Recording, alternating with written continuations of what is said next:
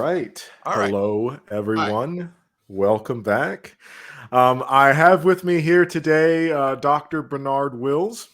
Bernard reached out actually on my YouTube channel, and we're going to talk about the scientific revolution, the influences of the scientific revolution, and some lesser known causes, influences, and intellectual ideas that go into shaping this whole process. So, Bernard, welcome. Thank you for agreeing to come on here today. Thank you very much.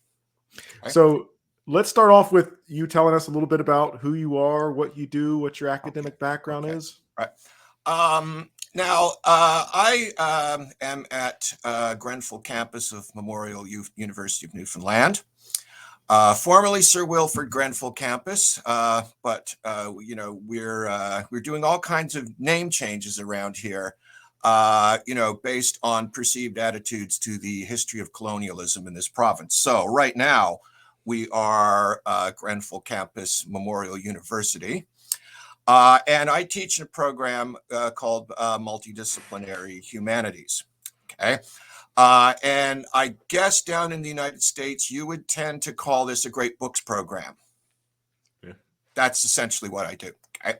Now it's a little bit different the way there's some differences between what I do and the kind of classic concept of, a great books program was articulated by people like, Mortimer Adler and so on. Right. I do things a little bit differently, but it's broadly in that spirit.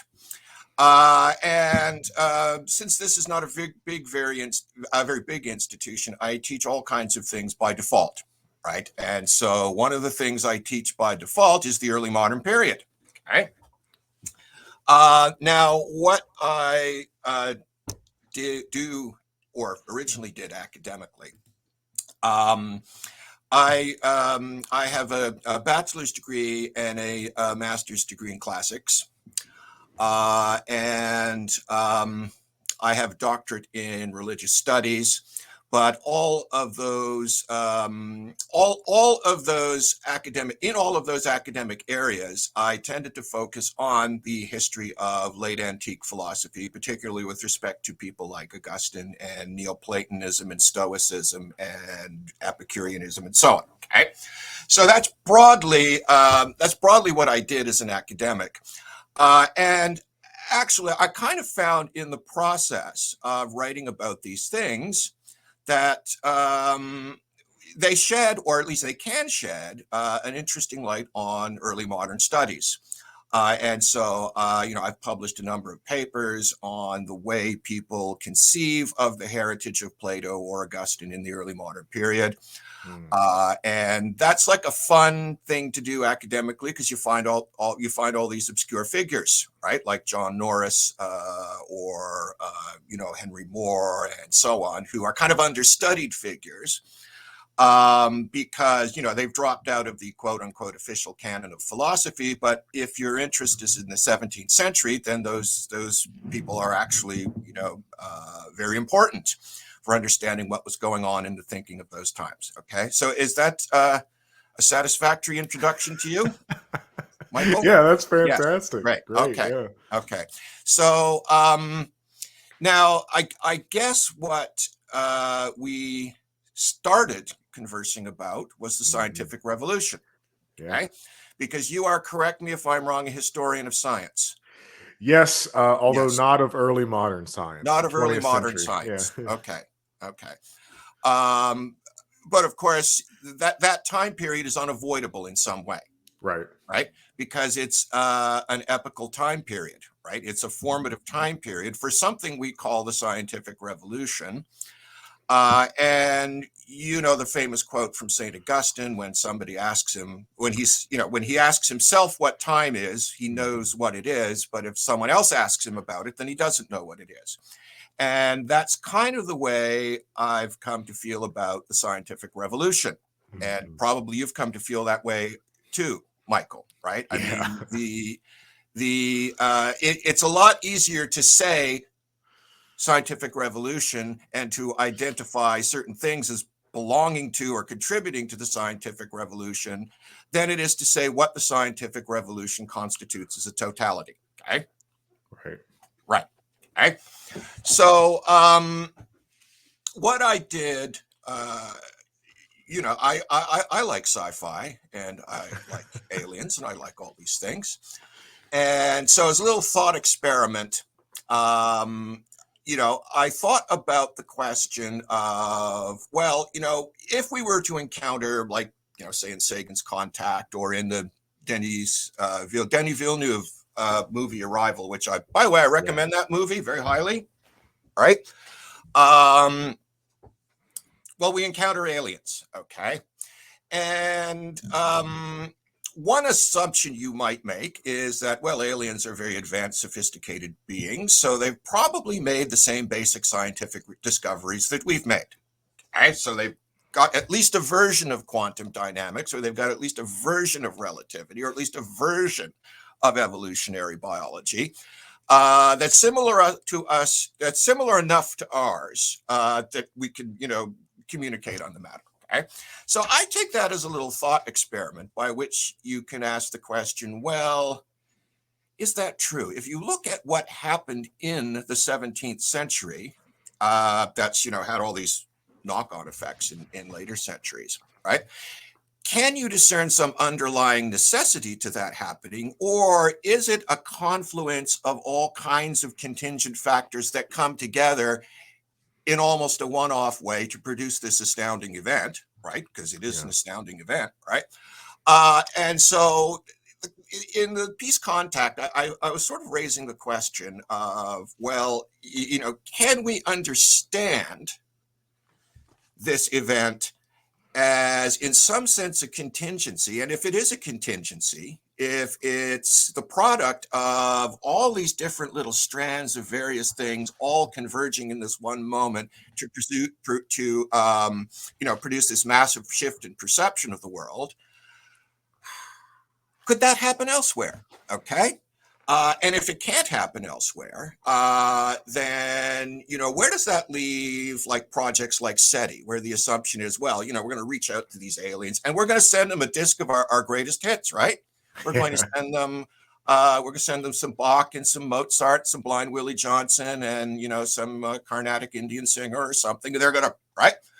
And the assumption is, or at least the hope is, I don't know if it's an assumption or a hope, but the hope is with enough effort, they can make something of that, right? So they can read the golden disc, they can figure out how to play it.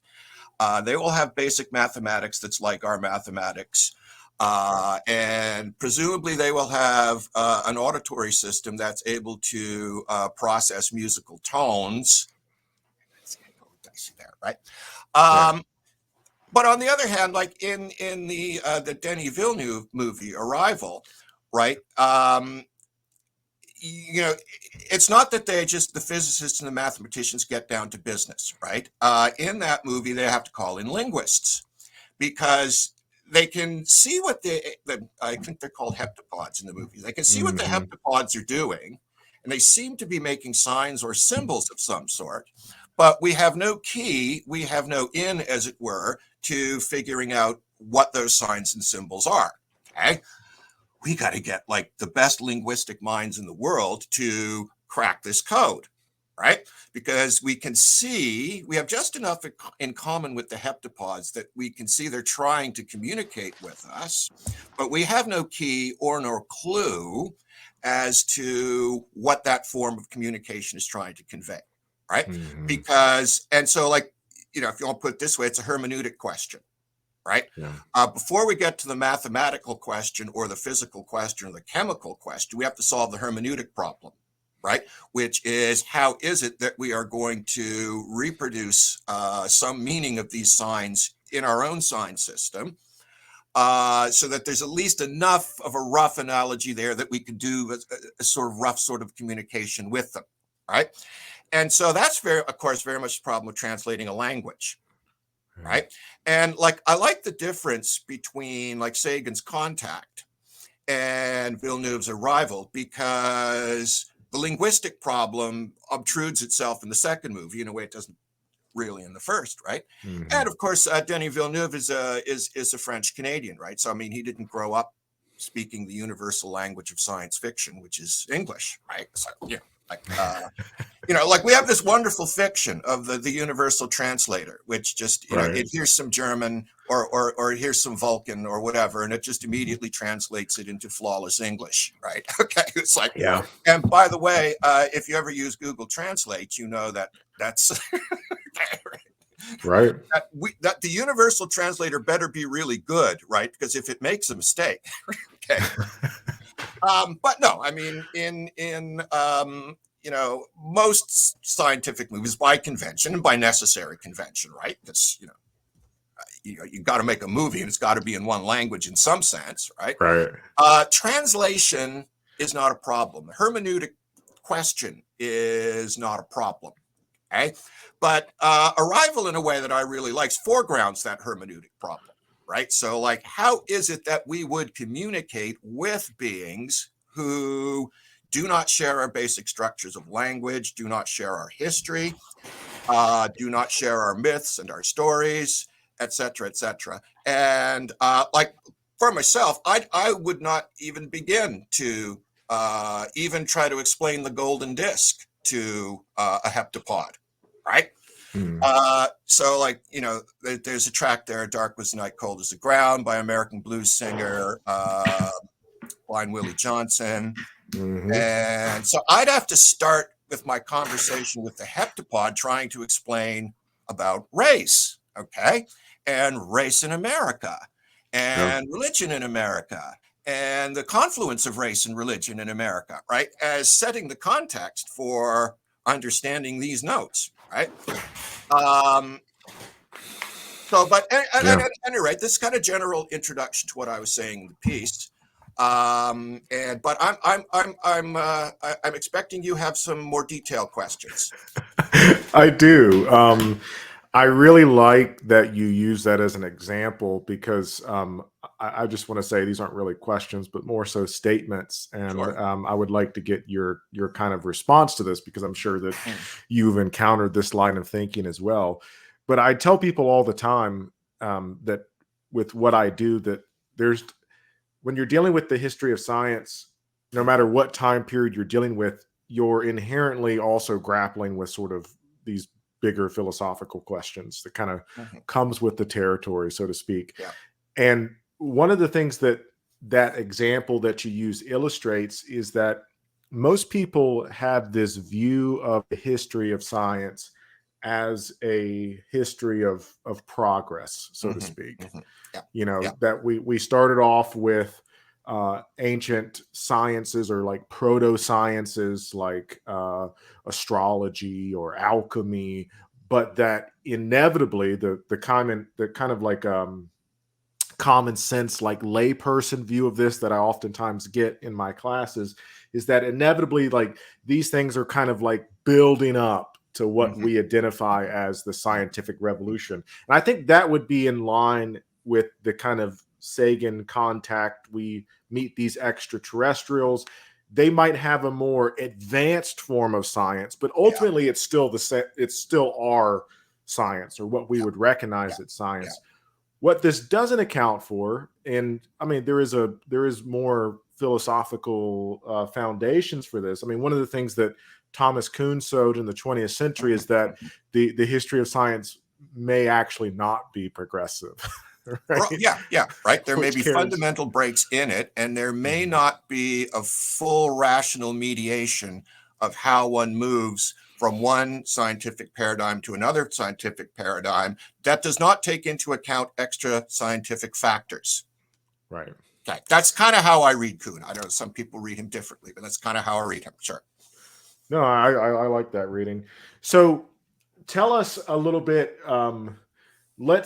Let's complicate this history a little bit more, right? Sure. So tell us a little bit. I want to hear, especially because of what you specialize in. Tell us a little bit about the maybe not so much focused on influences to science. So again, the standard narrative is that we have these like proto sciences, alchemy, astronomy, that people have probably heard of some. But you also have these lesser known influences, and I think you rightly identify them as influences, such as the I would call, maybe occult tradition is not the right word, but the magical tradition. Yeah. Okay. I like when I talk about that, I use the word magic because, right. Okay. So yeah, you could call it the magical or the esoteric or the occult Esoteric. tradition. That's what I was thinking. Which, so somebody like Newton, for instance, is heavily involved in that tradition. Yeah. Okay. And other figures in the, so for instance, I'll give you an example. Okay. So a contemporary of William Harvey, who works out the theory of the circulation of the blood, is Robert Flood, and they seem to have known each other. And don't quote me on this because I'm not taking this to the bank, but Flood may have had certain influences on the way Harvey perceived the circulation of the blood. Okay, I mean, it's hard to say. But let's just say he did. Okay. So Flood, if you read his writings, is still very much grounded in the sort of Renaissance Platonist, esotericist tradition. Okay. Yet because he's grounded in that tradition, he has a kind of deep animus against, the official peripatetic or Aristotelian philosophy, which even in his day was still kind of standard in universities and so on and so forth. Right. So he's a great critic of Aristotelian science, the quote unquote peripatetics. He conceives of himself as a Christian critic of those things. Yet at the same time, his Christianity is saturated with, ideas from certain occult texts like the Corpus Hermeticum, right? Mm-hmm. So if you're kind of doing a standard sort of history of science's linear progress, where do you put this guy, right? I mean, do you put him, right? And it's a similar question when you get to an individual like Giordano Bruno. Where do you put Giordano Bruno in the progressive march of science? Because in his own day, yes, he's got a certain scientific agenda, but it's not a scientific agenda that separated itself from Renaissance occult traditions. Okay. Mm-hmm. So you have an individual like that. You have a Bruno, you have a Flood, you have an individual like that. But of course, there are individuals at that point in time who have made that separation. Right. Yeah. So the magical tradition in the 17th century is highly controversial. Right. So there are people like Mersenne in France who heavily attack it. Right. Like, don't listen to this crap in the magicians. Right. And, Descartes has that kind of sense in his discourse on method, particularly that, I've gone through all these various claims that people make to knowledge and so on and so forth, and I find them all deeply unsatisfying. Okay?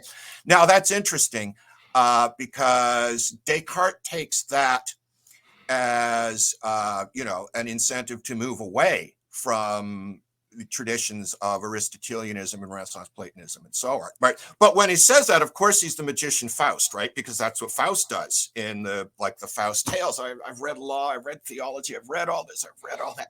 It's not satisfying me, right? Right?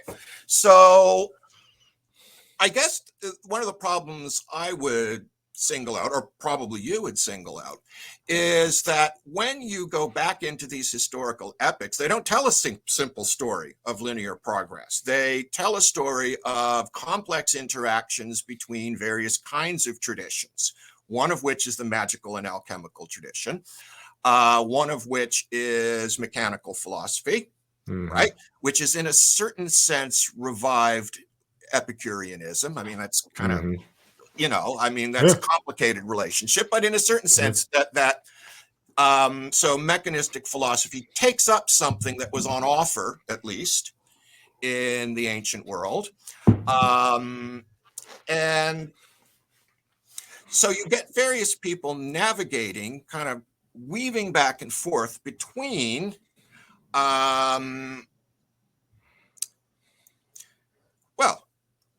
a number of speculative systems and a number of scientific systems and a number of philosophies of nature that seem to be in the 17th century all simultaneously in play. Yeah. Okay? And so, of course, another example would be like Kepler and his obsession with the harmony of the spheres and stuff, right? Yep. Okay?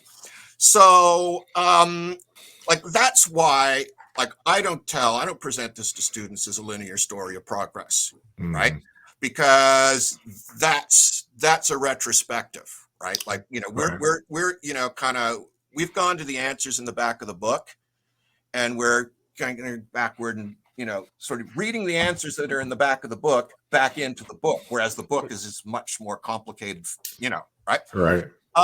So, like, I don't employ any kind of necessary march of science narrative when I teach the early modern period, because I don't think that's what's there, right? Or if it is there, it's there in a very rough form, okay? And so, that's why I don't have a great deal of confidence, say, in the Sagan-SETI narrative, right? Where we can assume cultural convergences happening multiple places in the solar system, all converging on radio technology, right? All converging on this exact kind of communication equipment that we are currently pointing at the heavens and sending out messages to, we assume, for instance, they will understand what recording technology is when they find the golden disc.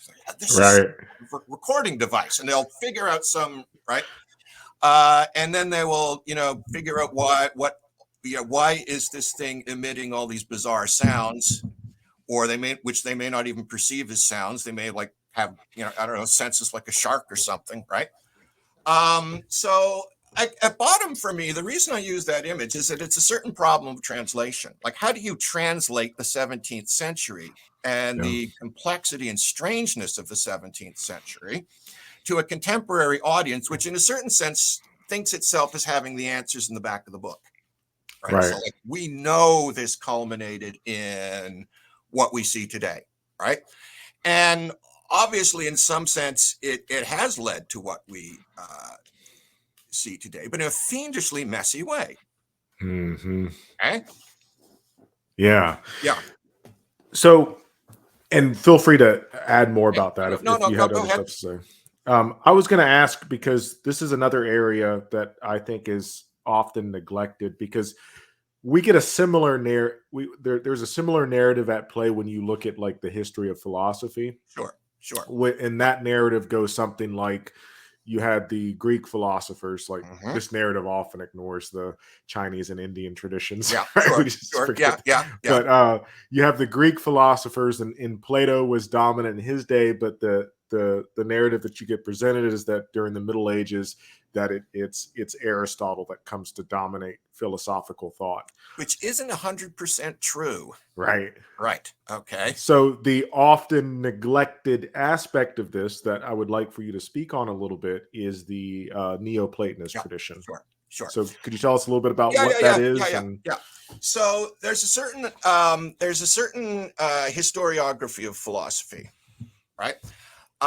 And it's something you find, say, in Hegel. Okay, so if I go up in the shelf and I take down Hegel's lectures on the history of philosophy, lots of great stuff about Plato and Aristotle there. Some stuff about, Stoics and Epicureans and so on. Then, some scattered, a few scattered comments about the Middle Ages. Then Descartes. Wow. Okay. Now we're okay. Right. And so, I mean, that's not a narrative that's unique to him. I think that's kind of written into the way we structure philosophy curriculums, right? Yeah. So this is one of my criticisms, actually, of a pure great books approach. Okay? So, we're lining up the great books, and damn if that, Neoplatonic middle-age text is not a great book. Okay, so we're not going to look at it, right? So here are the great thinkers, Plato and Aristotle. And, then there were some littler thinkers, the Stoics and Epicureans, Lucretius, and so on. And then there's this peculiar thing that happens, right? Because in antiquity, starting in about, let's say, the 3rd century, there's this enormous fluorescence of philosophical speculation, okay? In the various Neoplatonic schools, and that takes a number of forms. Okay,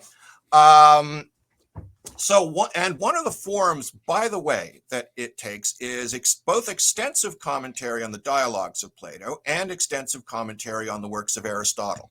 Okay, so when you get Aristotle in the Middle Ages, people are still thinking in terms of what they know of, say, Theophrastus or Alexander of Aphrodisias or John of Philoponus, all these various Aristotelian commentators. And by the way, there's a fellow, Sarabji, I think he's at Cambridge or something, who has a translation series, right, of Neoplatonic commentary on Aristotle. And I don't know, like, it's at a ridiculous number of volumes now, right? I'd have to look up how many volumes he's at, but it's a ridiculous number, right? So there is this extensive burst of intellectual activity at the end of antiquity, producing the Neoplatonic schools, both with their original works and with their extensive work of commentary, not only on Platonic texts, but of other texts as well, right? And of course, this is something that is, and histories of philosophy reflect this, philosophy curricula reflect this, that there's this great elision that happens, right? And yeah, I mean, there's like various reasons for this, right? So this enormous body of philosophical literature and philosophical speculation, which the 17th century knew about, right? When you elide that from the history of philosophy, when you ignore that as a component of the history of philosophy, you're going to make an awful lot of mistakes about the 17th century if you don't take at least some account of that kind of material, okay? Because they knew that material, okay? Now, and in a certain sense, part of the problem was, at least in the 18th and 19th centuries, the construction of the notion of classical at that period, right? So classicism constructs itself as a style, as an aesthetic, as an approach to life, and so on and so forth, right? And classicism, as constructed by, say somebody like Gibbon or somebody, right? Or somebody a little later. So classicism, as constructed by those individuals who are like these are geniuses, right? Like, it takes a genius to do this kind of thing, right? They construct a certain vision of classical culture as a way of life and as a style and as a commitment to certain conceptions of order and reason and balance and moderation, so forth. Okay? And they also construct it Eurocentrically. Okay? So Gibbon's classicists are Europeans, okay? First and foremost. Okay? They're like us in that way. Okay? And of course, in subsequent scholarship, that led to a certain kind of othering of people like Plotinus or Proclus or so on, right? Because they came to represent in the minds of certain people in the 18th and 19th century the quote unquote Orient. Right? They were not committed to Eurocentric classical ideals of measure and order and balance, because they seemed to be given over to forms of mysticism.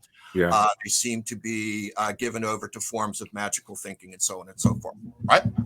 So when in the 19th century, Thomas Taylor in England begins to translate, say, the Platonic theology of Proclus, and unbelievably, his English version of that is still the only English version. So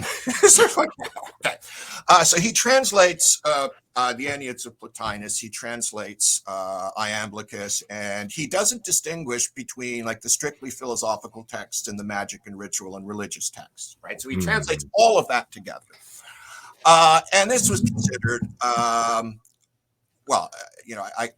I guess there was in the Edinburgh Review a really scathing review of Taylor's work, and the sum total of it, like, how dare you translate this stuff? Right? The sum total of it is how dare you present the Greeks at their worst and their lowest? How dare you them as intuitive and feminine and surrendering to Oriental irrationalism and all those things that we admire the Greeks and Romans for not being, right? So I don't know. There's a history to be written, not by me, unfortunately, but there's a history to be written of the way ideas about Orientalism have shaped the history and discipline of the classics. And I don't know, maybe someone has written that history, but I don't, right? But certainly in the reception of things like Neoplatonism in the modern period, certainly it's presented or spun as, in a certain way, Oriental irrationalism, right? So Plato and Aristotle are Occidental thinkers, right? But the Neoplatonists, they're Oriental thinkers, right? And so Plotinus is from Egypt and stuff, right? And Iamblichus seems to be from Syria, and so on and so forth. Okay, so now the problem is with the history of philosophy that, the 17th century did not have those concerns, right? Yeah. Right? Because by the 18th century, you have the so-called establishment of the age of reason, and there's certain sort of cultural prejudices that go with that. And the 17th century still doesn't quite have those prejudices, right? So in the 17th century, and a bit into the 18th century, you could, for instance, have the Cambridge Platonists, right? Cudworth and Moore and Smith and all these various people, right? Heavily into Plotinus, like mediated through kind of Christian appropriations of those ideas, but nonetheless. And then you get very remarkable individuals who I just happened to be lecturing on before I came here, like Lady Anne Conway, right? Who, this is just wild stuff, right? And so, she, for instance, I have a suspicion that she might have been one of the first people to articulate the notion of biological evolution. I'm not sure about that. But she does articulate it, right? So, there's a long argument in one of her books about how the notion of transmutation applies to species, right? And so she accepts the idea that, for instance, like external changes in the environment can bring about the transmutation in the external form of species, okay? And part of the reason she can do this is that she's kind of panpsychist. And so, this is just kind of what's in the potential experience. Now, I don't know, and this could just be my ignorance, Michael. I don't know if anyone before her had ever quite articulated that idea, because they're he doesn't know either. But there it is, right? And of course, it's challenging the Aristotelian notion of the fixity of species, right? So species are eternal in some sense. And there she is arguing, well, species isn't really eternal, okay? But she's not doing this from like a kind of mechanistic perspective. She's doing it very much from a kind of vitalist perspective. And I suppose if you translated her theory of the matter into like more up-to-date terms, it would look, say, more like Lamarck than Darwin, right? Because it seems to involve some capacity of creatures to internally adapt themselves to stressors from the external environment. So there's no like conception of random mutation or anything like that, right? But back to Neoplatonism. So in the piece, I happen to mention something that is actually very important for the 17th century. And this is the notion of mediation and hierarchy. Okay? Because the Neoplatonists are the first people to sort of construct, well, they're not the first people, but they put a lot of energy into constructing various sorts of hierarchical or layered pictures of reality. Okay? So that's one of the things they do. Okay? And of course, then the question comes to be, well, like, how does the human soul relate to those chains of souls and intelligences and other kinds of beings that sort of transcend them vertically? Okay. And there appear to be two answers to that. Okay. One is what you find, say, in Proclus, where you just like double down on the notion of hierarchy. And then you've got like, well, there's 144 levels of souls and intelligences above us before you even get to the like higher gods, right? So there are thinkers like Proclus who double down on the notion of hierarchy in a certain sense. And there are thinkers who say, well, no, the relationship of the soul to what's above it, the relationship of the soul to the good or the one, is something much more direct and immediate. Okay? And so an example of the first would be, say, Plotinus, right? Like, so when Plotinus speaks about, or when he writes about this, and by the way, there is a distinction I have to note here. Because it's one that I think is rather neglected, okay? Which is that in Augustine, you like the Latin Church Father. In Augustine, you find a certain kind of notion of interiority or subjective internal space through which one ascends to knowledge of the divine, right? So that's not your classic cosmological argument or your Kalam argument or anything like that, right? That is much more a kind of inner itinerary or an inner progression, inwards and upwards, as it were, and one finds God in the depths of one's soul or oneself, right? That's the process you pretty much find in Plotinus, say, right? So when Plotinus speaks about like withdraw from your senses and withdraw into your own soul and move from your own soul upward to the level of intellect and then move beyond intellect even to the one or the good. Okay, so he speaks about that as a kind of introspective process, a process of internal meditation. It's a kind of internal discipline that one undertakes. Okay, and so in Plotinus, the hierarchy of like one intellect, soul, and matter is still fairly simple. It's a matter of a fairly restricted set of terms, right? And the path of ascent back to the one or back to the intuition or perception of the ultimate reality of the divine, that path is an introspective path. That is very much what you find in Augustine's version of Christianity. Okay? Now, Augustine is pretty self-aware about, this is what I'm taking from Plotinus, but I'm not taking this from Plotinus, right? And like you'll find that in the 17th century too. Like I'm taking, Lady Anne Conway, I'm taking this from the Kabbalah, but I'm not taking that, right? Or whatever. Okay. So because you're trying to translate external thought forms, right? Like you're in the Christian community and you're trying to translate, as it were, thought forms or philosophical speculation from outside the community into terms that are acceptable within that community, okay? And that's kind of the problem with translation, I suppose, right? How do you take Plotinus and restate Plotinus in Christian terms, right? Mm-hmm. So in Augustine, you find that kind of the intelligible hierarchy is fairly simple, it's fairly straightforward, and the path to it is through an inward kind of ascent, okay?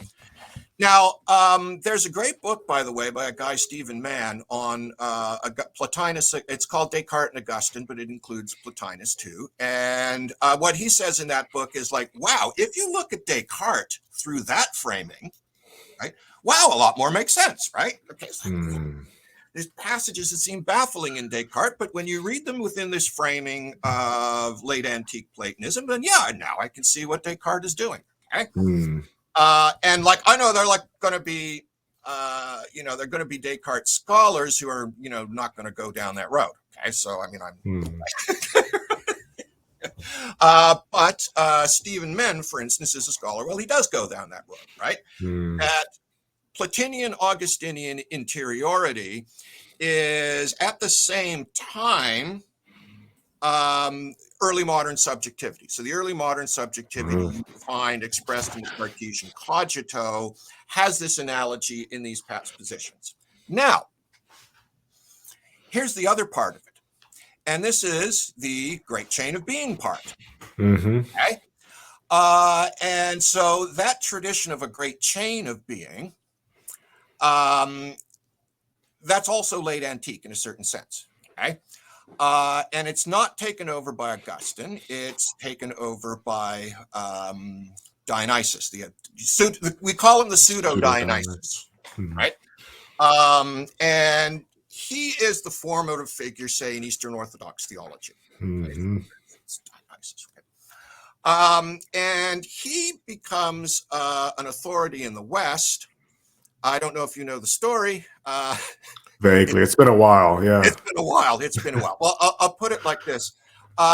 He presents himself pseudonymously as an apostle of St. Paul. Yeah. Okay, so he's Dionysus the apostle, who's mentioned in the Acts of the Apostles. And in the Middle Ages, nobody quite gets the pseudonymous fiction part of it, right? I mean, people take that as a very direct literal claim,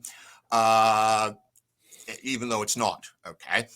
And people in the people by the 15th century and on into the 16th century have pretty much figured out that when they looked at the Greek that's in the Dionysian text, it's not New Testament Greek. It's not like Koine Greek of the first century. This is clearly something else. Right? Okay. And in a certain sense, that discovery, I guess you could say it does not abolish Pseudo Dionysus as an important source for Western mysticism, but it does damage his reputation, right? Because that's the point at which it becomes pseudo, right? Right. It's like, this is a pious forgery, right?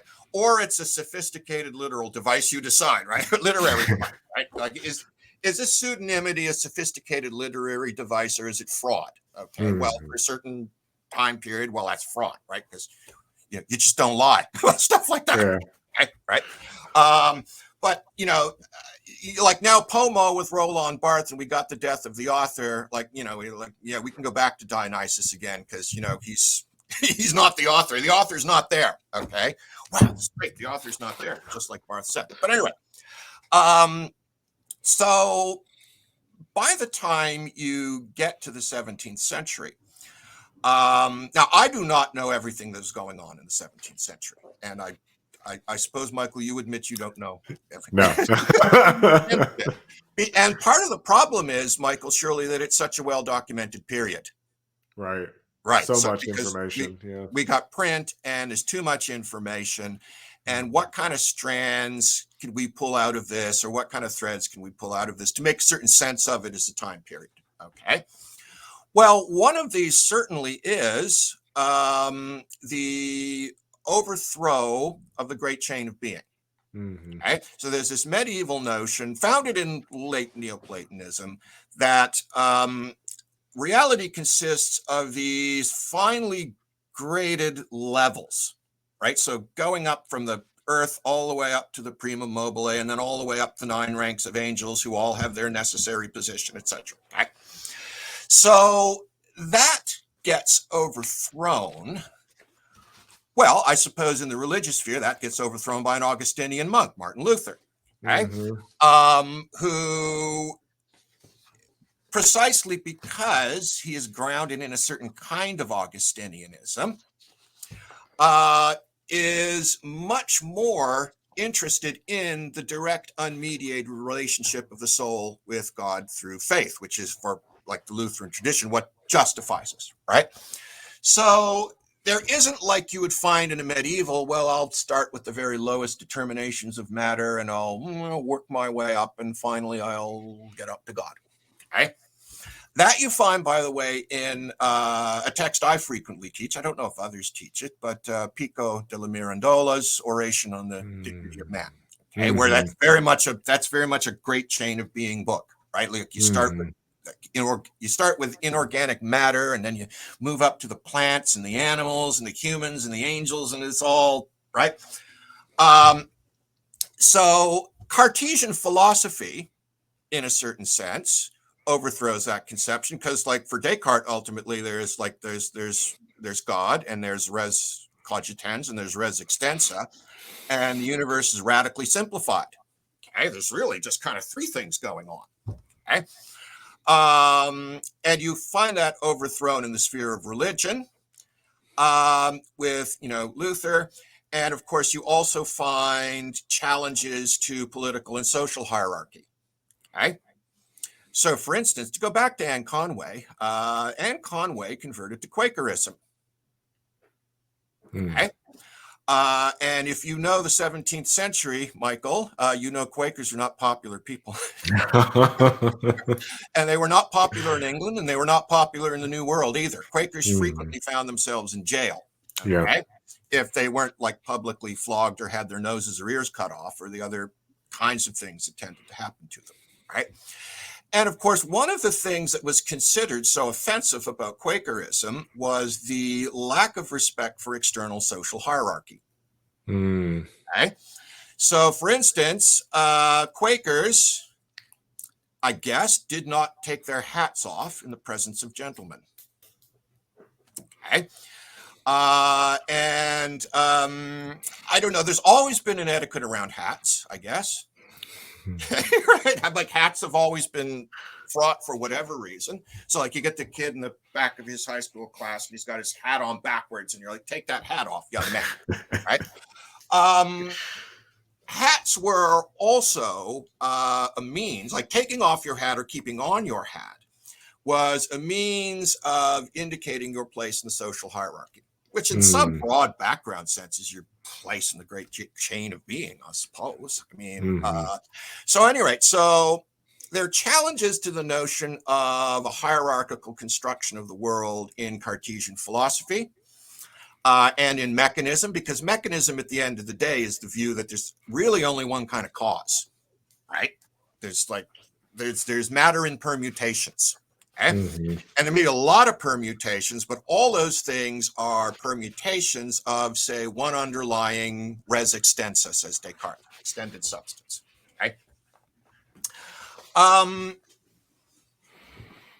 So religious mediation, religious hierarchy is not destroyed, by the way, but it's challenged and questioned. The hierarchy of creation, or the notion of a hierarchical creation, is not destroyed, but it's challenged and questioned. Okay? Notions of social hierarchy are not destroyed, but they're challenged and questioned, right? So one of the strands, like when I look at the 17th century, like that's one of the strands I focus on, right? Because, well, that's a good place for me and my students to start, I think, right? With this notion of a general kind of flattening or simplification. And that includes, by the way,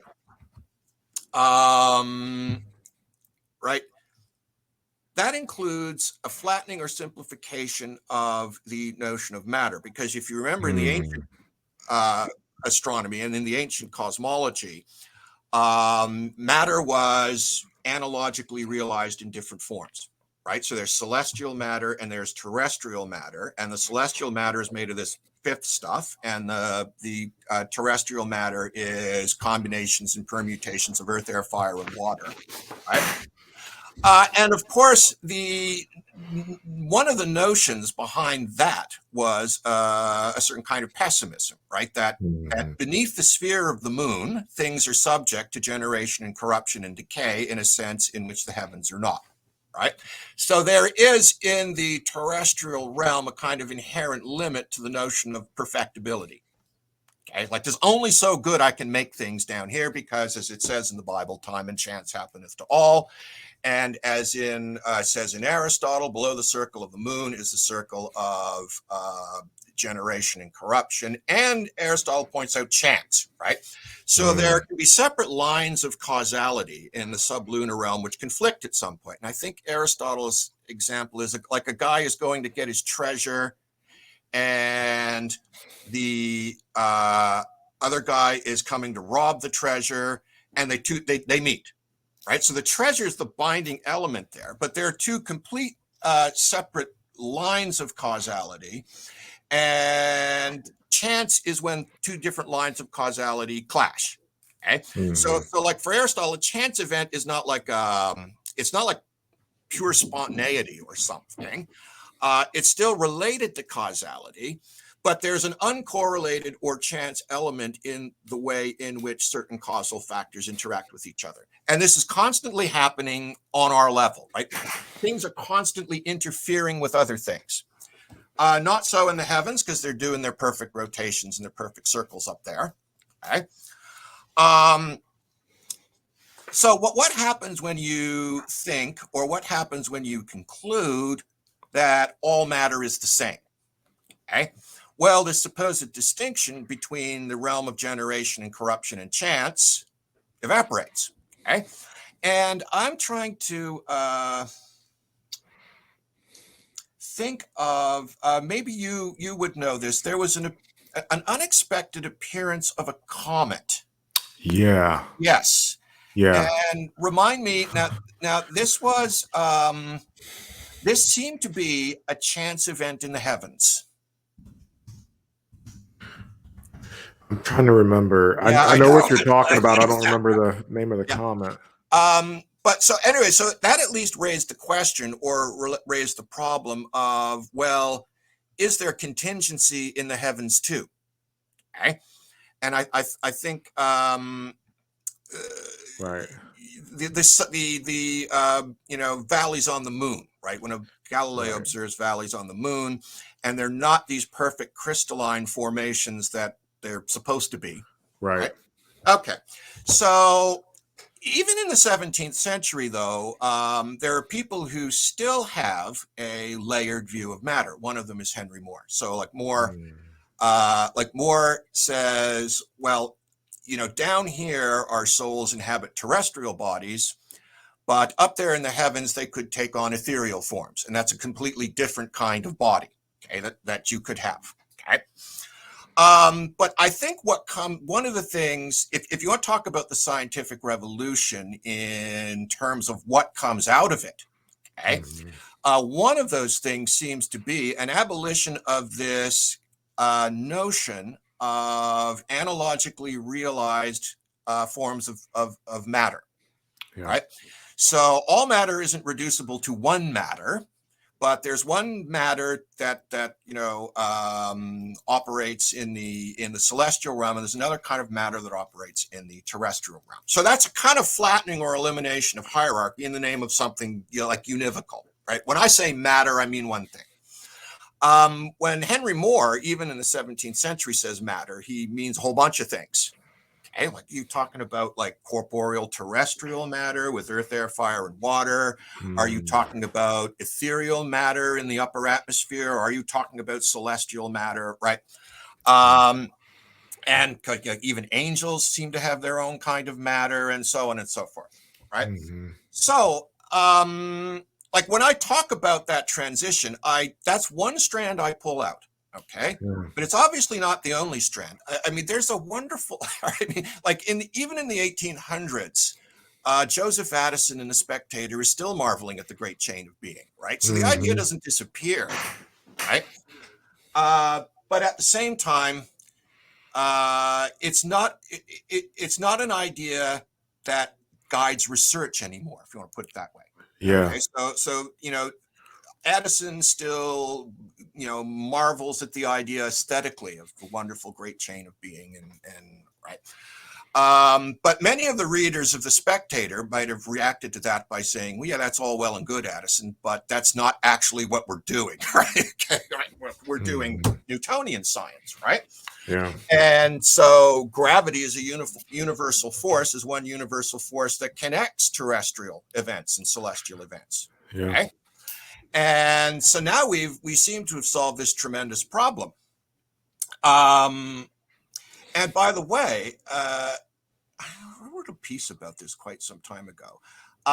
But back in, say, the Middle Ages or late antiquity, astrology was the form in which you connected, right? Celestial and terrestrial events. And of course, one of the reasons you did that was that I suppose you didn't have a concept like gravity, or you didn't have something that could function as a causal or physical principle to connect the motion and order of the stars to terrestrial events, right? And so astrology intervenes as a kind of symbolic system for drawing those connections in terms of houses of the planets and the zodiac and so on and so forth, right? So I don't know, maybe the scientific revolution is the destruction of astrology. Right?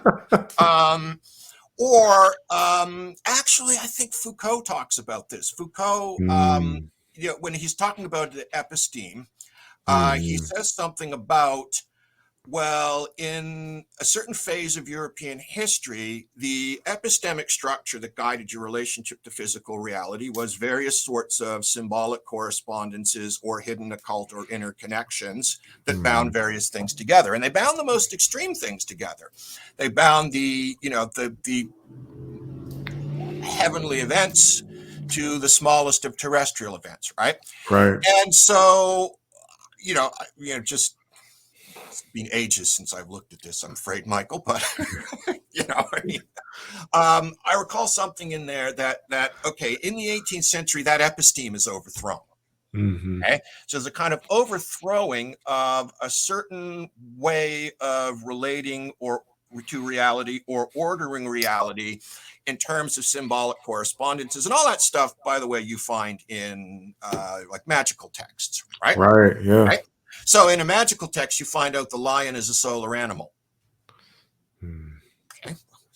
Well, there's something grand and sun-like about a lion, right? So it's considered adequate in that context to be able to draw a symbolic association connecting, say, a lion or a rooster, right, to a certain heavenly body. And like that's the kind of vertical series, the hierarchical series in which you conceptualize that relationship. Okay? At a certain point, and I don't know, maybe you have a better grasp of when this point is exactly, but say by 1850, occult and alchemical and ideas are so dead that they can be self-consciously revived. See what I mean?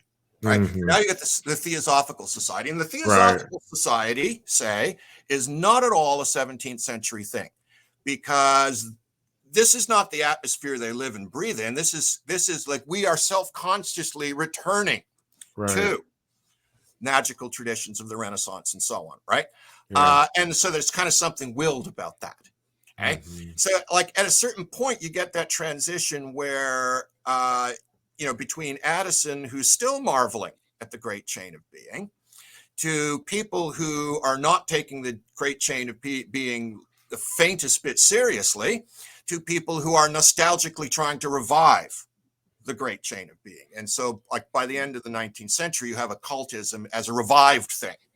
Okay. By, all kinds of, I guess you would call them sketchy people. I don't know. It's being self-consciously revived by sketchy individuals or individuals who are thought of as sketchy and who probably in some cases were. Okay. Madame Blavatsky, I guess, being the, right. I mean, I think she made a lot of stuff up. But entire histories. But like if you need to resort to fraud to revive a certain past conception of the world, you're already beyond that conception of the world. It's already a kind of object of nostalgia for you, and you're trying to reproduce it in the present, and you're, faking ectoplasm or whatever it's like. Okay. But at any rate, that's very roundabout as an answer to your question, I guess. But no. I think it's great. Because you really highlighted some of the influences that I wanted to talk about, and also highlighted some of the traditions that go into impacting, forming, and shaping the scientific revolution that we oftentimes don't hear about, especially the mystical tradition, because like I just it's oftentimes like so surprising to people that the standard like paragons of science, how deeply embedded in these ideas they were. Like Isaac Newton, I think, is the exemplar of that. Kepler would be one. Kepler. Bruno would certainly be one. I don't know if Bruno is any more considered a paragon of science. I don't hear a lot about Bruno outside of historians talking about No, him. I guess Yeah. not. But no, he used to be one of the first heroes of the Enlightenment who Right.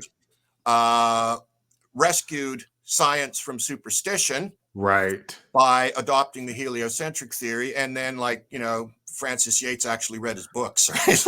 Yeah. It's like, I ooh, that's take not that what's in back. here, right? Pardon? I take that back because I remember in Neil deGrasse Tyson's Okay. Cosmos, I do Oh, actually think he really? talks about Bruno, but Bruno. it's a very particular position. We're going to leave out his mystical speculations and just Yeah, talk about the yeah, fact that yeah, yeah. he's a martyr for science. Yeah. Sure. And well, we know what he was a martyr for because we have the list of charges that were directed against him by the Roman Inquisition. And as far as I can tell, there was only one that was remotely concerned with his scientific views. Mm-hmm. Okay, so martyr for science. Yeah, he was a martyr for a lot. I mean, he was a martyr for his own personality in a certain sense because he was apparently Right. a very difficult man to get along with, right? But okay.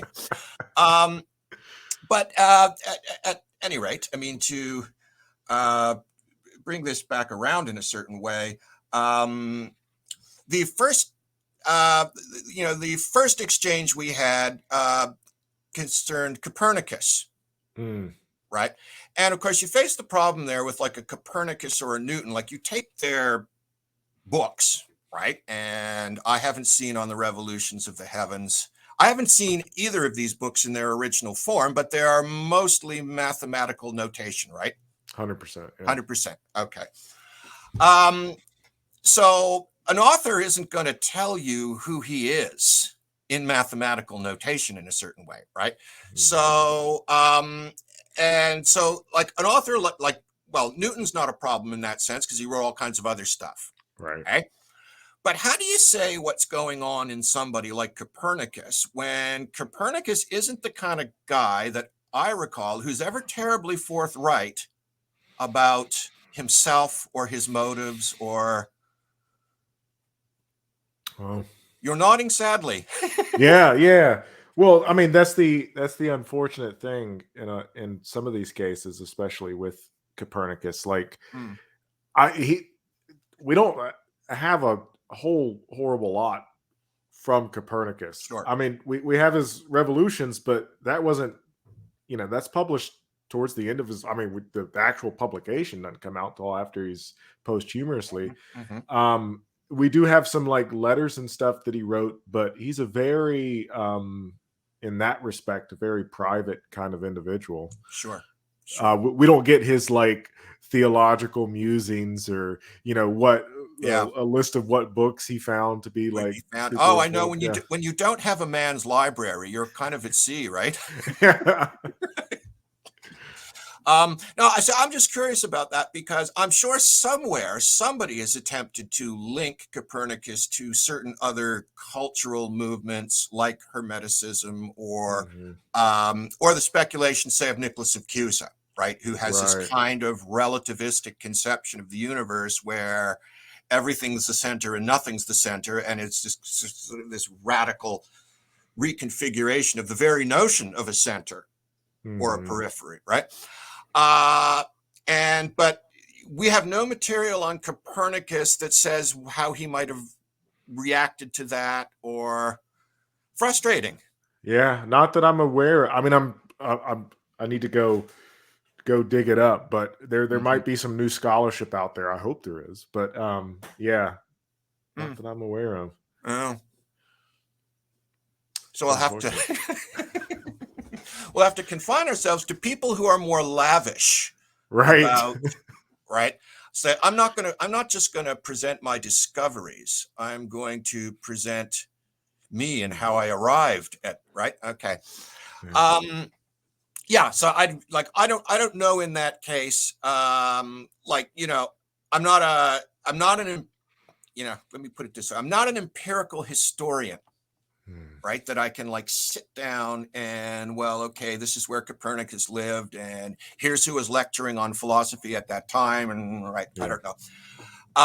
But anyway, I did have what I thought was an interesting illustration of the kind of complexity. And again, it's just because I'm teaching this course on early modern women, and I happen to be lecturing on Anne Conway. And of course, when she defends the notion of a transmutation of species, it's to alchemy that she refers, right? Because in alchemy, there's this notion that you can transmute elements into other elements, so that, and if I wanted to go out on a limb here, I would say like what those kinds of speculations contributed to certain kinds of philosophical perceptions or philosophical theories in the 17th or even a bit into the 18th century, right, is the notion that animates the entire activity of the alchemist is animated by the notion that change is a kind of like everything has an unlimited potential for change. Right? I can take this lead, and it's merely lead here, and it's like stuck here, right? And I can refine it and process it and do all of these things, and I can trigger a kind of internal transformation that turns it into gold. Okay. Nobody discovered that on the level of chemistry, right? I mean, when chemistry becomes thinking back to Kuhn, he talks about Lavoisier and right, in the French tradition. So the alchemical tradition becomes at a certain point the chemical tradition, right? And of course, by being we might say that's like a very happy improvement, right? Right? But on the other hand, certainly the alchemical conception of matter as having the potential within itself for indefinite transformation opens people's minds in a certain way. Okay, so it seems to open Lady Conway's mind to the notion that would have been, I guess, biologically heretical at the time, of an actual alteration of species. Given enough time, a horse can become a human. Okay. Like that, and that's not laid out in any kind of elaborate, scientific theorizing, right? I mean, she's heard a story somewhere from a friend of a friend about, somebody planted some wheat and some barley grew, right? Because one of the fascinating things, if you read text in the 20th century, is, well, a lot of people appeal to anecdotal evidence, right? And part of the reason is because they love anecdotes, right? Right? Who doesn't love a story about? So my favorite in this is in Thomas Brown's Religio Medici, where he goes, I was talking to a guy, and you know what he told me? I know a pig man, right? And, I know a man who's half pig, right? Okay, right? It's like, okay, right? And I didn't see him myself, but he told me, right? Okay, right? Partly, I think that's down to the idea that you still got to entertain your readers with something. Right. And one of the things your readers might expect is an interesting anecdote of a Ripley's Believe It or Not kind, right? You remember those books? Oh yeah, for sure. I love those to the museum, kids. I love those Ripley's books at kids, and so when Lady Anne Conway is talking about, well, this farmer once planted some wheat and got something else, right? I was like, oh, okay. Right? The Ripley's Believe It or Not, right? Yeah. But what I think perhaps, how are we for time here? We can go for, as long as you want, really. Oh, okay. One of the conceptions that, I play around with, okay, what is this? My internet my email keeps beeping here. Sorry, it disrupts me. One of the things that I've kind of been playing around with, with my students, is that there's certain kinds of things that open rhetorical possibilities. Okay, and I mentioned in I've probably mentioned to you at some point, this notion of historical causality is not easy, right? So if you say something like, well, Christianity caused the scientific revolution, well, I mean, do you mean that in a kind of sine qua non sense, or do you mean that as like it's a necessary but not sufficient? Or what kind of causality are we speaking about when we talk about causality in history? Okay. And I don't know. Maybe you know the answer to this, not me. But you're doing that gesture again. Okay. But one thing I do think about, particularly with early feminist texts that I've been looking at, okay, is, well, certain texts create rhetorical possibilities. Okay, so, and here's an example. Okay, and this comes from the early modern feminist Rachel Spate. Okay, who's a wonderful figure. Okay, but by the way, the women of the early modern period are really a fascinating bunch. And the kind of excision of these, Lady Anne Conway or Damaris Masham or all of these people from the philosophical and cultural canon is a real shame. Because, well, let's just take Rachel Spate. Okay. So she is answering a popular misogynist tract of the time. Okay. Because misogynist tracts or misogynist literature were a kind of performance that people engaged in when they wanted to present themselves as a cynical, worldly wise, sophisticated man. Okay? So, John Donne might write a poem, "Oh, what are women?" Blah, blah, blah. And in a certain sense, that's a kind of cynical, sophisticated, knowing all wise pose that he's striking. Okay. Yeah. And so this was in the 17th century, I guess, like a reasonably common form of literature. Except what we are suddenly getting is we are getting women authors specifically reacting to misogynist literature of this kind. And one of these is Rachel Spate. And of course, you have a problem in a certain sense for her, okay? Which is that certain biblical texts seem to stand in the way of articulating a feminist position in the 17th century. But certain texts don't, okay?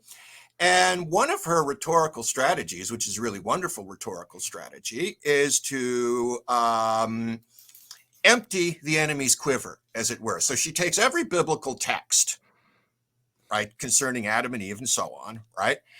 And she very subtly and sometimes shockingly plausibly inverts their meaning. Okay? So the text is standing there, and so if a misogynist author says, well, the fall is Eve's fault, isn't it? Right?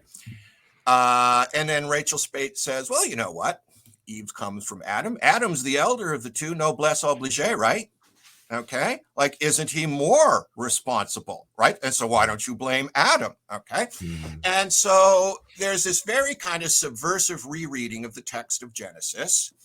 And the text, in a certain sense, because of the way it's structured, because of the way its symbols are and its narrative images are, the text creates a rhetorical space, right? Not only for the official positions on things, but it creates rhetorical space for subversive takes, right? And so an early 17th century feminist can take a subversive take on the texts that are traditionally cited to justify the subordination of men to women, right?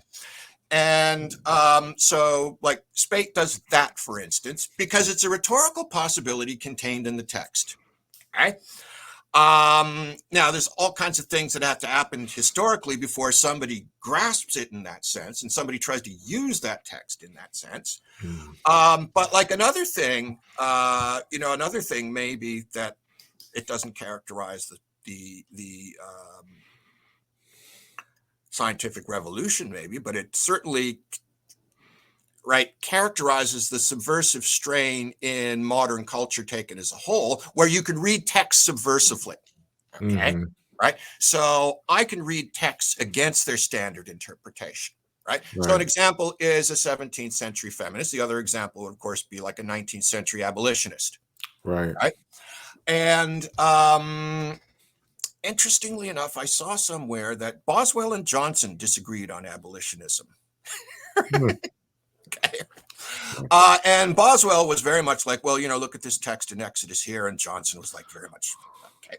And so you have this kind of tension, as it were, between the official received significance of the text and the potential of the text, the potential contained in the rhetorical, in the narrative and other kinds of symbols in the text for overturning, for subversive rereading or overturning of received meaning. Okay. And that's I would count that perhaps as a certain kind of historical causality. So texts in Stoicism, right, that tell you to exalt the inner over the outer. Well, doesn't that mean that, I have a soul, right? And my female body is simple window dressing, right? Doesn't that mean that, right? That's what it seems to say in Aurelius here, right? So texts present a certain set of rhetorical possibilities that when people have the interest, right, in certain kinds of reforms or certain kinds of changes, well, those texts create the rhetorical space necessary for that. Okay. Even if you're going against their received reading. So one thing, the only reason really I'm saying this is because I see that very strongly in the earliest forms of feminist literature. Okay. Right. I will take Stoicism and its elevation of the inward life over the body, and I will use that against, right, traditional ideas of male and female subordination. I will take the text of Genesis where Eve is created as the rib of Adam, and I will subvert the usual meaning of that against, right? And so history in that sense for me, because I'm kind of more of a literary background than a scientific one at the end of the day, right? Texts seem to me to have this I guess a capacity for transmutation, right? Like you can, this kind of reading has often been compared to an alchemical process, and in a certain sense, an alchemical process is kind of an early way of reading, right? So readers can perform a kind of alchemy, okay, whereby they can bring, a profoundly new awareness of certain things to very old texts, right? And the texts themselves play a role in that. The texts themselves invite that possibility, okay? So I don't know. That's one kind of thing I sort of look at. It's like, what's the discourse of the time, and what are the rhetorical possibilities created by the discourse of the time? What are the rhetorical pitfalls, right? What are the interpretive pitfalls, right? What things stand as obstacles to realizing certain kinds of reform or revolution, right? And the received interpretation of a certain text, or the traditional interpretation of a certain text, is one of those things. But of course, by the 17th century, when you got print and you got everyone reading their own books all of a sudden, right? Okay. Right?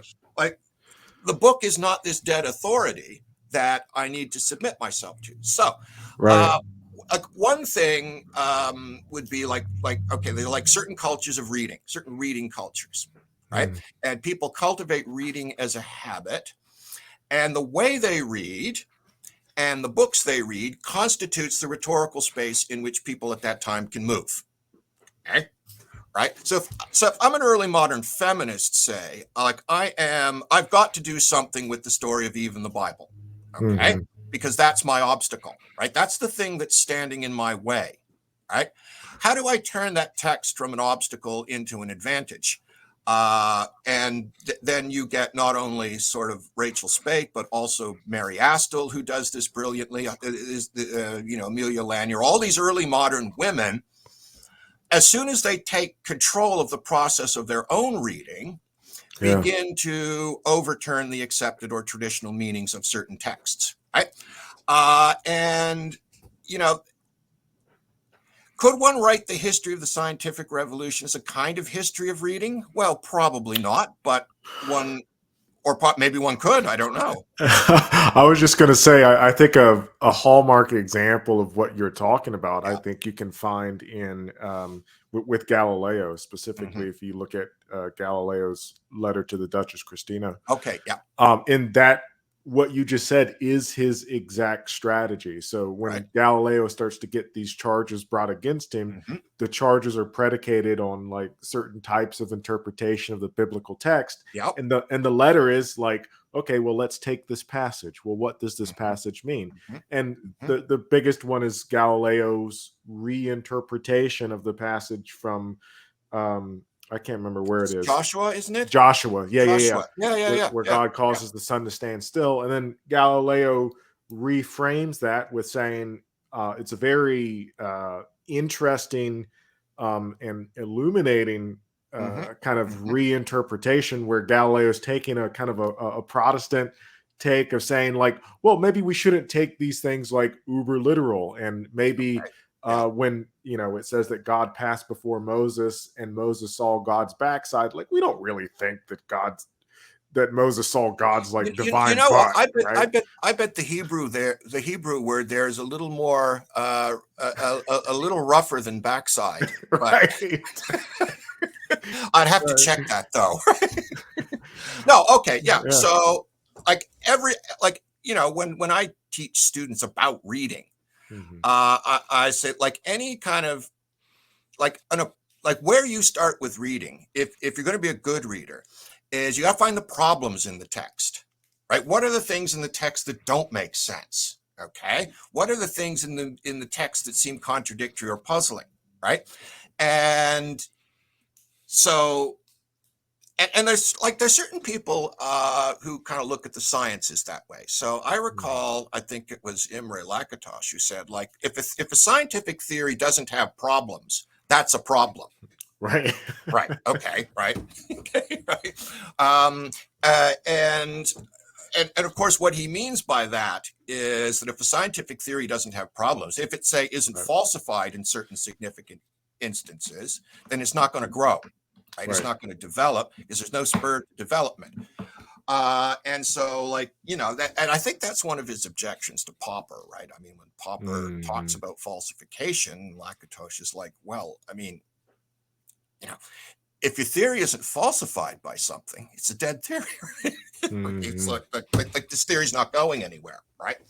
That's how you create successful research programs. Yeah. You generate a successful research program precisely because, damn it, this doesn't line up with this, or that doesn't line up with that. Sorry. Okay. So anyway, I don't know. Do you have any further questions? I mean, I've babbled on, but no.